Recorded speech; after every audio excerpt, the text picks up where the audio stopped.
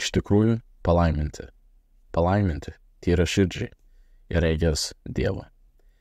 Evangelija pagal Matą, 5 skyrius, 8 eilutė. Mūsų ilgesys yra Dievas. Jį trokštame regėti. Norime jį pažinti bei būti harmonijoje su juo. Tai visas kūrinijos ilgesys ir viltis, nes jame yra ramybė, džiaugsmas, priėmimas, paguoda. Visa, ką mūsų ilgesyje galima rasti, yra jame. Galima ir kitaip tai pavadinti. Ne visi savojo ilgesio tikslą įvardija Dievu, bet tai ir yra jis. Būti viena su kūrinyje ir su kūrėju, būti begalinėje ramybėje, bei taikoje su savimi ir aplinka, su kūrėju bei teisėju. Toks šio ilgesio išpildymas. Tyra širdžiai regės Dievą. Dėmėmis nusėta širdimi esame akli. Užtenka, jog visas kaltes yra atleistas. Neužtenka, jog esame visiškai šventi. Mums reikia Jėzaus širdyje. Tik tuomet eisime link tikslo. Fariziejai jautėsi esą šventi, be kaltes ir tyri, bet jie buvo labai toli nuo Dievo. Įmanoma išvalyti namus, nepakviečiant naujų gyventojų į juos.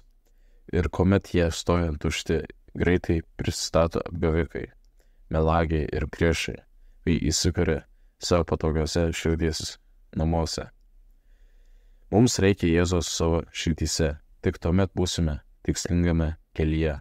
Jis yra Dievo sūnus, jis pats yra Dievas, jis yra tas, kurį turime pažinti savo širdimi. Jis yra tas, kuris turi valdyti mūsų širdyse, tuomet mes būsime kelyjes į tikslą. Turėti bendrystę su juo, kalbėtis, gyventi kartu, tai yra tai, ko mums iš tikrųjų reikia.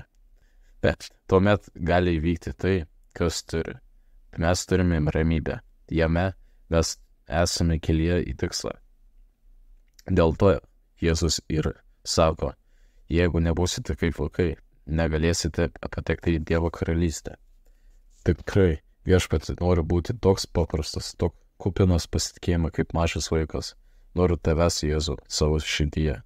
Visa kita gali išnykti, bus savaime, taip gerai. Tik tau vienam aš trokštu priklausyti ir tau vienam gyventi. Nes tu man esi viso man ilgesio išpildymas. Tavie saugus, priklausantis tau, einu iš link tikslo. O Viešpatie, padėk man, kad visuomet būčiau kartu su tavimi ir kad vėl nenueičiau klystkeliais.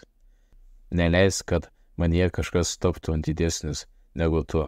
Jėzau, nuostabu būti kartu su tavimi, vienyje, harmonijoje. Kaip gerai, jog tu atleidai kaltes ir mane gydai. Bet gražiausia yra tai, jog tu gyveni manyje. Amen.